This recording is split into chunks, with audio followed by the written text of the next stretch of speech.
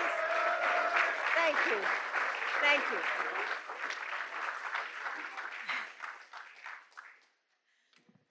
I have to catch my breath after that. Thank you. And it's my pleasure to welcome all of you, so many good friends and family, to the White House.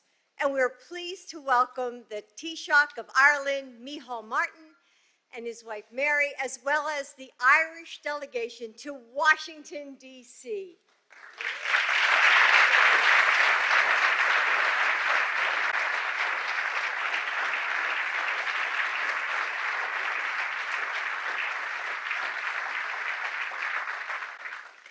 So, to love Joe Biden is to know Ireland. So picture me on our first few dates, dressed in bell-bottoms and a peasant shirt.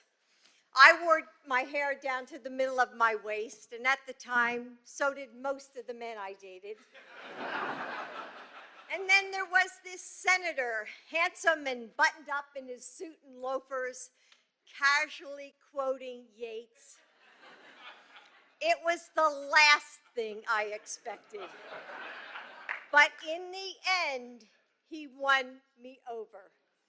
Took 5 times.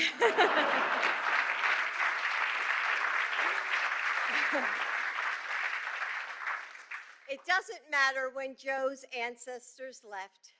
A piece of that island was passed down to each generation in memories and stories and family lore.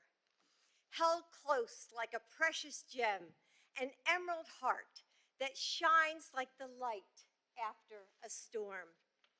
It's a loyalty that knows family means forever, a faith tried and tested by famine and war, an optimism brave enough to leave the life you know behind and find what's waiting on distant shores.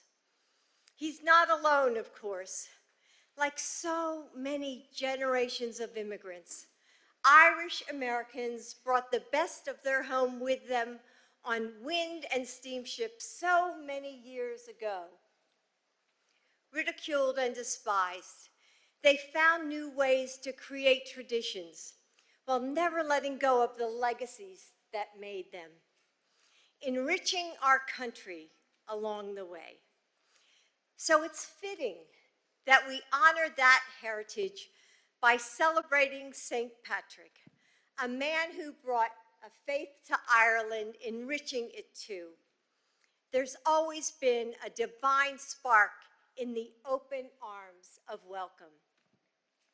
Yes, I got to know Ireland through the eyes of Joe Biden.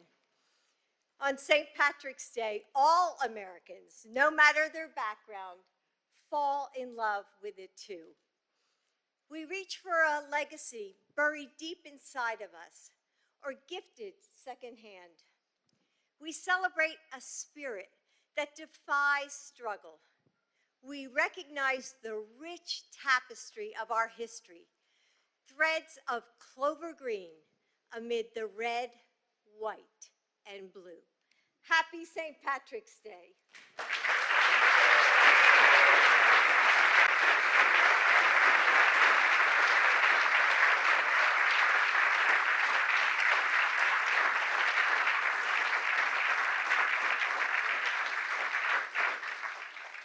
Well, happy St. Patrick's Day, everyone.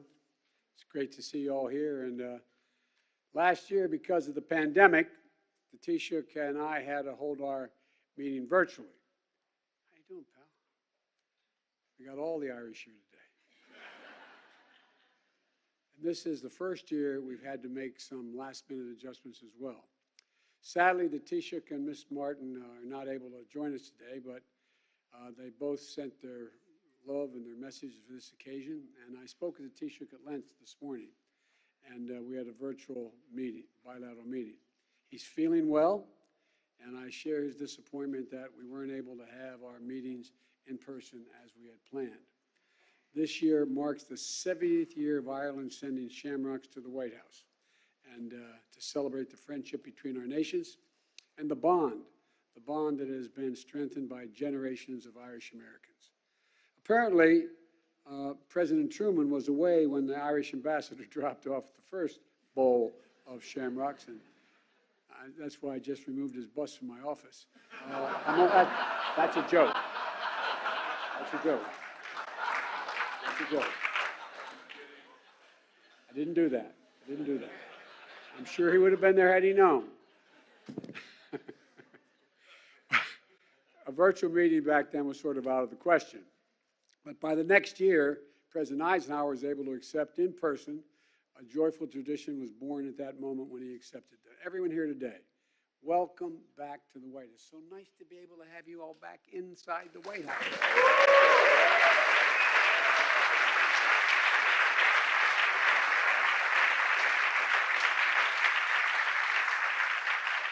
There's so many friends here. So many friends here. Irish Americans, Americans who wish they were Irish. As my grandfather used to, our grandfather, my sister Valerie's here, my daughter Ashley's here, my brother-in-law, my brother, my other sister-in-law, my niece. We're all here, but I'm probably the only one old enough to remember my grandfather, Ambrose Finnegan, as well as you might expect someone when they were that age. And he used to have an expression. He said, if you're lucky enough to be Irish, you're lucky enough. And so,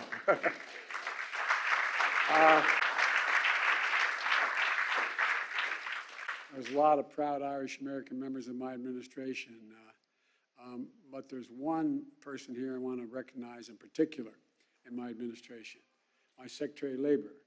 I'd understand him if he spoke better, if he spoke Gaelic instead of Boston. Where are you, Marty Walsh? There you are, Marty. Marty Walsh from Galway. His parents are from Galway. I tell you what, I don't know. Like I said, if you spoke Gaelic, I'd understand it better than the Caban and all that. Look, proud son of two Irish immigrants to this country who found their way in America and to America and dream through their union membership and all the work that this man did to promote the union movement. And all the members of the House and Senator here, you have to hear me again, a lot of you, I apologize. And I look at one Irishman, Bobby Casey, over here. We're from the same hometown, Scranton, Pennsylvania. Right, Bobby? And I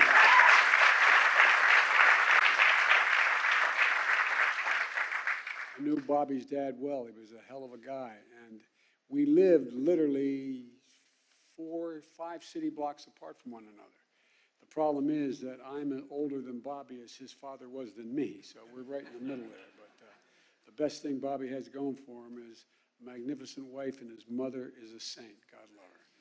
And tell Mom I said hi, will you? For real.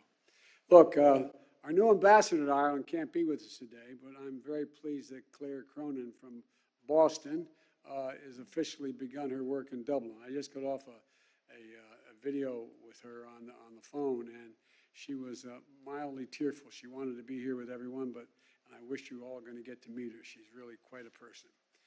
And unusual in Washington, as I'm usually referred to as Jill Biden's husband, which I'm proud of. But today, I'm Catherine Eugenia Finnegan Biden's son. That's who I am.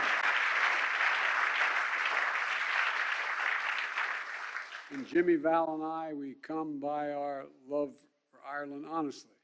It's been more than 165 years since our great-great-grandparents left County Mayo and County Louth aboard the coffin ship to cross the Atlantic. Now, I want to ask my relatives from County Louth to stand up. 3 of them, come on, stand up, guys.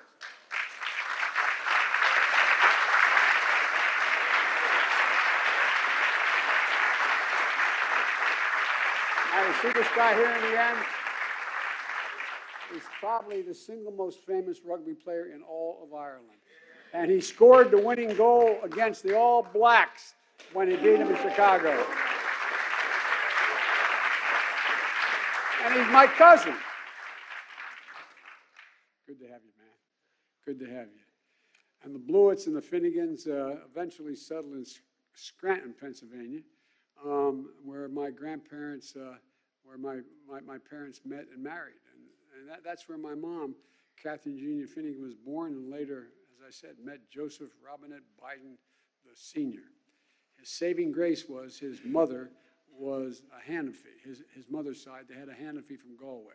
That saved him and the family. That saved him up in Scranton. Being Irish, and my mother always told me, is about family, it's about faith, and it's about courage. Mom used to have an expression, my brother and sister will remember. She said, courage is the greatest of all virtues, because without it, you could not love with abandon. Courage is the greatest of all virtues, because without it, you could not love with abandon. Growing up an Irish American gave me a pride that spoke to both continents, the heart and soul that drew it from old and new, and the conviction that everyone is deserving of being treated with dignity. I was mentioning today, I think it's fair to say, I can't prove this, but I think it's fair to say I've never heard the word dignity used as much than I have among the Irish, because the deprivation of the being treated with dignity is understood. Dignity. One of my great uncles wrote from the United States after he made it to America, one of those letters they used to call Amerique letters, back to his loved ones in Ireland, yearning for home. He wrote, if there was a road made of furs, furs is a yellow flower with thorns in it. If there's a road, he said, if there was a road made of furs in America, from America to Ireland, I'd walk it in my bare feet. I'd walk it in my bare feet. Our great-grandfather, Edward Francis Blewett, was only the second Catholic ever elected to the state Senate. We talked about this, Gov, in the state of Pennsylvania. The first one was in the early 1880s, but I think he was a second, and he was elected when he was elected to office. He had my great-grandfather had an engineering degree from Lafayette College, and he had the heart of an Irish poet. He wrote over 200 poems, and unfortunately, our Uncle Ed left the poems. I have them all. I have them bound. And he wrote a poem about his Ireland. I want to read one of his stanzas of the poem. He said, from the fairest land except my own, nor sun, neath sun or star or moon, a citadel of liberty, my mother's land a ruin. Of course, I'm not the first Irish-American descendant to, not by a long shot, to be in the White House. Fully half of the American presidents can claim ancestral connection to Ireland, including the man who held his job when I was vice president, Barack Obama. But it was John F. Kennedy, would you stand up, my sir? Come on.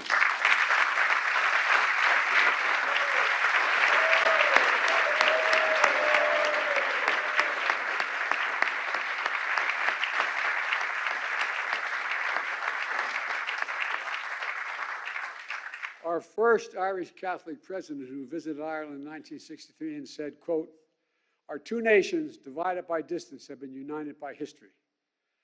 Well, that's as true today as it was then. Today, those words feel particularly poignant as Ireland and the United States stand united in this momentous point of history. Vladimir Putin has launched an unconscionable war against Ukraine, against the very pillars of international peace and stability. And as two nations that have fought for freedom, we recognize the courage and determination of the Ukrainian people who defend their liberty now. And they do.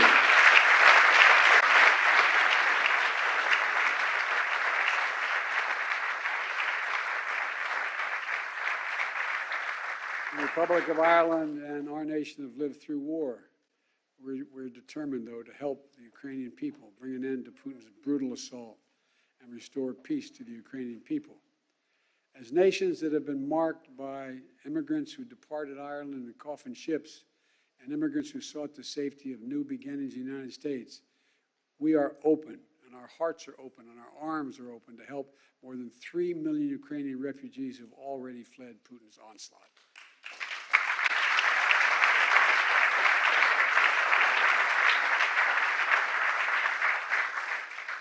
And today, as the Taoiseach and I affirmed earlier today, Ireland and the United States are going to stay united together with our partners around the world to keep pressure on Putin and to strengthen our support for Ukraine.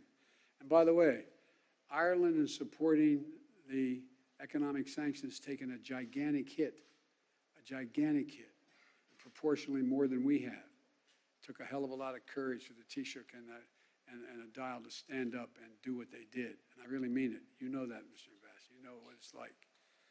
We've also discussed how the United States and Ireland will take on all challenges we face together. We're working together to fight COVID-19 and to save lives around the world, to tackle the climate crisis, and to boost global economic recovery. And we're working for real side by side in the United Nations Security Council, which they're now members of, to address the humanitarian crisis not only in Ukraine but around the world. And our nations both are deeply committed to protecting the hard-won gains of peace in Northern Ireland.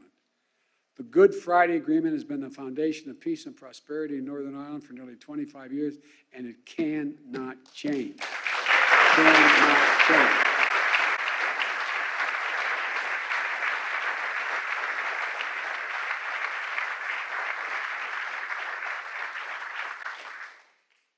I have made that point, and he's a friend to the Prime Minister of England and others. It cannot change. To preserve and extend those gains for all the people in Northern Ireland and the European Union and make the United Kingdom must continue to resolve challenges over the implementation of the Northern Ireland protocols. The United States stands ready to work with all the communities in Northern Ireland to ensure its extraordinary economic potential and ensure that it's realized. And we look forward to supporting the next Northern Ireland executive after the upcoming assembly elections, which are on their way. History has proven that what the people of Northern Ireland and their leaders can accomplish when they work together. Yeats wrote, can I quote an Irish poet? He wrote the line in one of his poems, "Hope that you may understand." Hope that you may understand. Because for the Irish, and for all of us Irish Americans, the hoping is essential to understanding and to life from our perspective. Hope is what brought forth on the Emerald Island the nation of poets and patriots, saints, scholars, artists, and engineers. Hope kept us looking toward the far horizon, urges us to over every obstacle, tells us to try again when we fall short, to rise each time we fall. Our mom used to have an expression, as long as you're alive, you have an obligation to strive, and you're not dead till you've seen the face of God. And she meant it. She meant it. Well, in my view, that's the Irish of it. Hope is what brought us, the Irish-American kid, all the way from Scranton to the White House. And with a lifetime of history of hoping comes a deep understanding of what our nations and our people can accomplish. Hope was what brought us here. And around the same time, my great-great-grandfather, Owen Finnegan, a shoemaker, boarded a coffin ship in 1844 in the Irish Sea with another, 5 weeks after another shoemaker named Joseph Kearney from Moneygall arrived on another ship in America just 5 weeks earlier. That was President Obama's great-great-grandfather. They were both shoemakers not far from one another. When we were here, when I first got the genealogy done, by the LDS, by the Mormons church, that had most extensive most extensive records on genealogy. I'm getting into biology here. They said it's not sure they'd be able to see one another. But when I went over to Ireland, quote, with my family to go home to meet some of my relatives that I didn't know, our relatives didn't know, they indicated the likelihood they were both shoemakers, both not far from one another, both leaving for America 5 weeks apart. It is not improbable that they would have known one another. They left everything behind, like all your relatives, for an uncertain future. But I wonder, in all of their dreams, whether they could have ever dreamt that their two great-great-grandsons of shoemakers from Ireland would be sworn in as presidents of the United States of America. I wonder. Not about me, not about Barack. It's about hope. Think about it.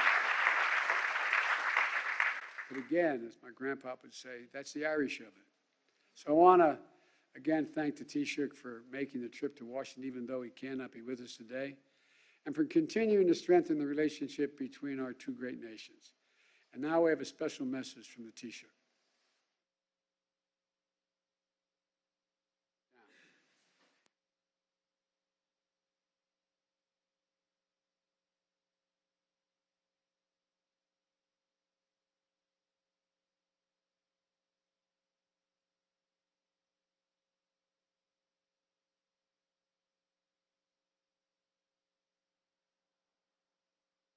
Mr. President and First Lady, Senators, Representatives, ladies and gentlemen, as we gather this year to mark St. Patrick's Day, an annual occasion that means so much to so many Americans and to Irish people everywhere, we do so in the consciousness that these are not normal times. We are reminded by the appalling events in Ukraine that freedom and democracy can never be taken for granted. Each generation must be ready to stand up and defend them. We are reminded also of the lengths that those who oppose democracy are prepared to go to stop others enjoying its benefits. In the people of Ukraine, we are reminded of the boundless bravery and resolve of those who love their country and who value its freedom.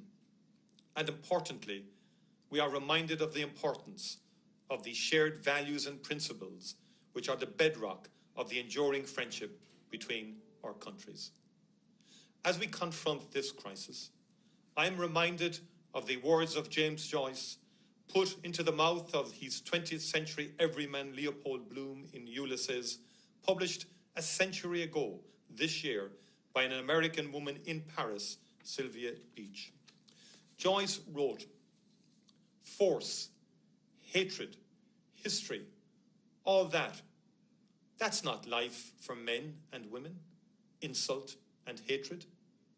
And everybody knows that it's the very opposite of that is really life.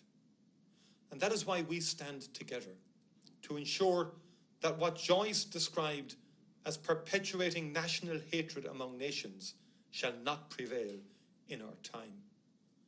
This ceremony has a long history, and yet it has perhaps never meant as much to us as it does this year.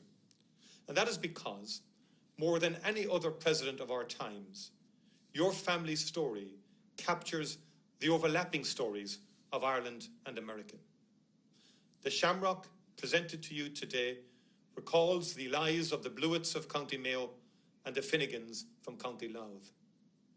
I took the opportunity to have the bowl inscribed especially for you in the Irish language, knowing how you would value that. Your family's perilous journey across the Atlantic and those of the other Irish names that adorn your family tree reflect the experience of the millions of Irish people who left their homeland in the 19th century to seek better lives for themselves.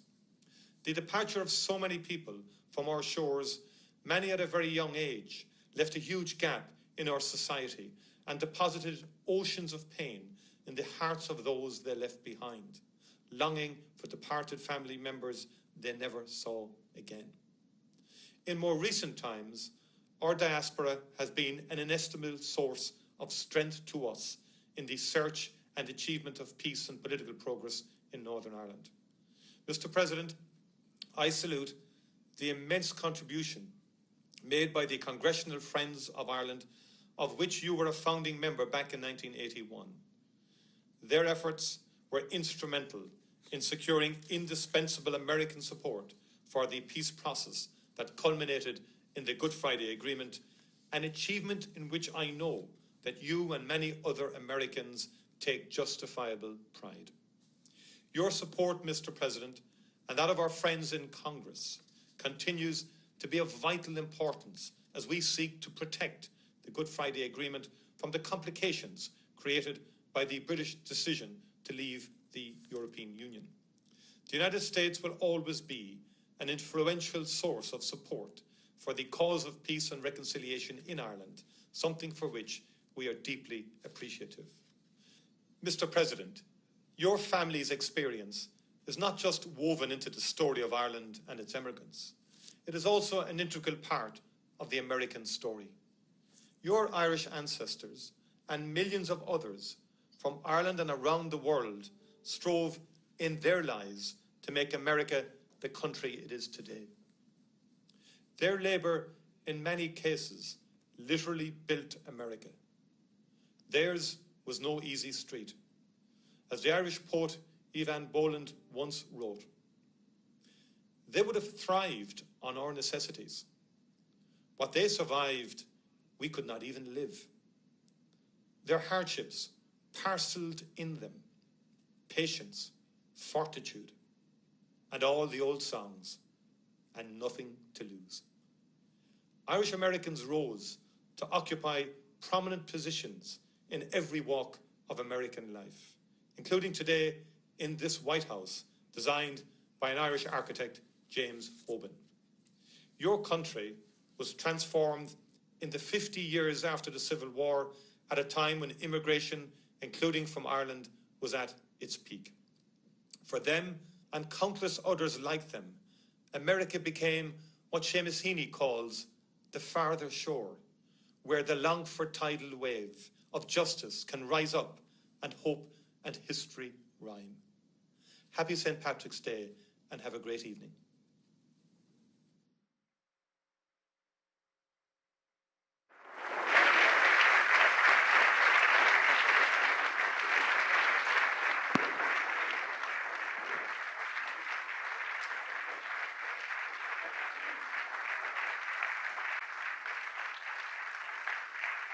Mr. Ambassador, you got to tell him how much he's appreciated. Genuinely. Thank you, thank you, thank you.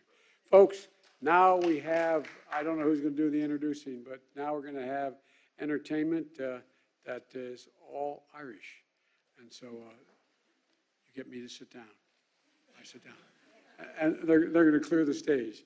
And as my father said, our father used to have a band when he was a kid. He played the saxophone and the clarinet. And he could dance and he could sing. And he used to say, "Joey, I don't know where the hell you came from. You have no lip, you have 2 left feet, and you can't carry a tune in a wheelbarrow." So I'm getting the hell off the stage. Thank you.